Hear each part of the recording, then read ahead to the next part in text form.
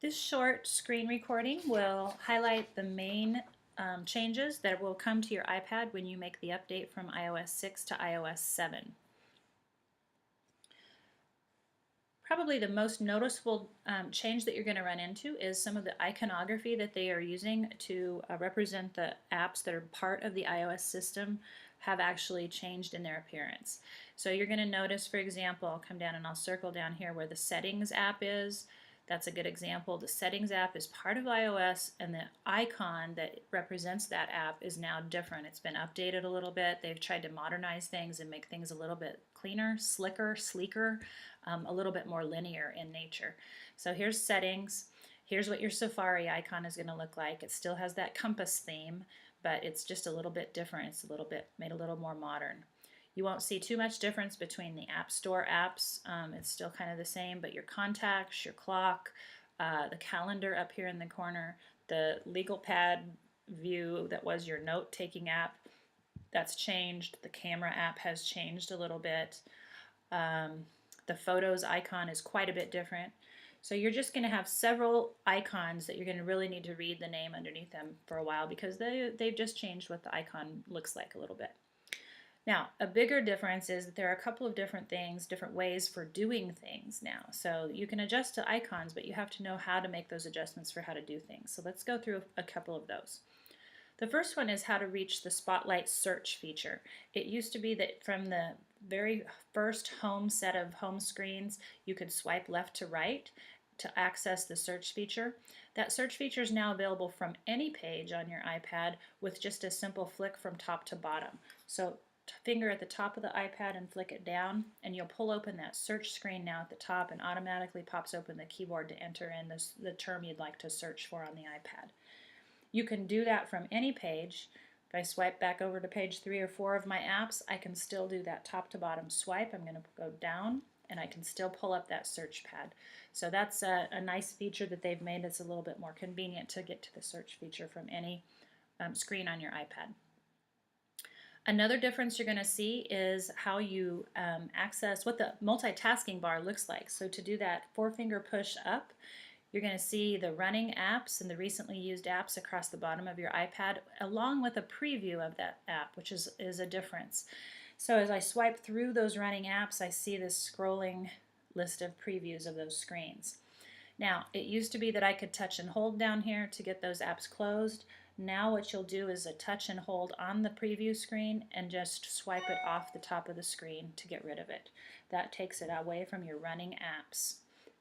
When you're finished with the multitasking bar, you can touch the app that you wish to have, or you can go back to the screen that the home screen is always going to be available there, and then you'll be able to go back to it. Or you can still push your home button as well to get out of there. Another difference is how you access the AirPlay device. So if you are using Reflector, then you'll want to be sure that you know that there's a little bit of a difference to that. It used to be that from the dock you swiped left to right to get to the AirPlay access. Now it's just a simple swipe up from the bottom center of the iPad screen. It opens a tiny little control center bar across the bottom. This is called the control center. You do have some volume controls. You have a few other access to some controls you didn't used to have access to right from the control center, like your wireless settings and your Bluetooth settings. You also have contact or direct links to your camera, your brightness settings. But right down at the bottom here is where you're going to see your AirPlay access. So when you're ready to use Reflector, you'll need to access it through this control center. When you're done with it, touching this downward pointing arrow at the top makes that go back down. And then you can access it anytime you need to by flicking up from the center bottom of the screen. Just a flick from bottom to top. The other thing I'll point out while we're on this screen is you're going to notice AirDrop. AirDrop was not a feature that was on the iPads before iOS 7, so it's a new feature. This video is not going to be about AirDrop, but I will tell you it is a feature that we need to do some reading and learning about. It's going to allow you to share documents between connected iPads using that AirDrop feature.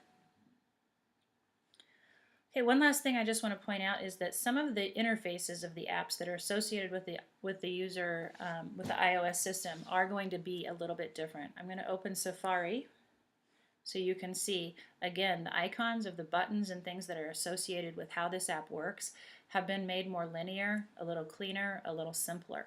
You're going to also see that in the Mail app and in the Calendar app. Lots of nice features that have been fixed in the calendar make the calendar a little bit more attractive to people. So if you haven't been using the iOS apps because they didn't meet your need, you may want to take another look at them again because they've been updated a little bit. Okay, one last thing I'd like to talk about in this video is for the people that are using Reflector. Please, please, please, if you update your iOS 7, anticipate having to check to see that your Reflector version is still working. The older versions of Reflector that were installed in the spring of 2013 or the summer of 2013 or even very early in August, that version of Reflector is not going to work with iOS 7. Now, most of the staff in Prairie Hills have had the correct version installed and most people won't have a problem. But if you are using Reflector, please plan to check and make sure that it's working after you update your iPad to iOS 7. And if it is not working, please make a ticket so that we know that we need to get to you, and plan to give us a couple of days so that you can go without using the iPad and the Reflector in your classroom for a couple of days. It may take us that long to get around to you. So after you have updated, if you have any questions or problems, don't hesitate to ask. I'm going to end this little presentation just by reminding you that to actually look for your update, you're going to go to Settings, and you're going to go up to the General tab and look at Software Updates. Now, since my iPad is already updated, I don't have an update sitting there, but you will probably see a small little number 1 there if you have not updated. Go ahead and touch that and follow the directions that allow you to update your iPad to iOS 7. Please be sure to do that outside of the normal school day. That way you won't use bandwidth during the time when students are trying to use the internet. And you also might want to consider having your iPad plugged in while you do that. It's not good for the iPad to get shut down or run out of battery in the middle of an update. So either make sure you're at 100% charge when you run it, or bring your charger with you and make sure that it's plugged in. My iPad took approximately 15 minutes to get through the download and installation of the update, so you can anticipate it taking that long for you as well. Thanks, I hope this was helpful, and don't hesitate to contact us if you have any questions after you run the update.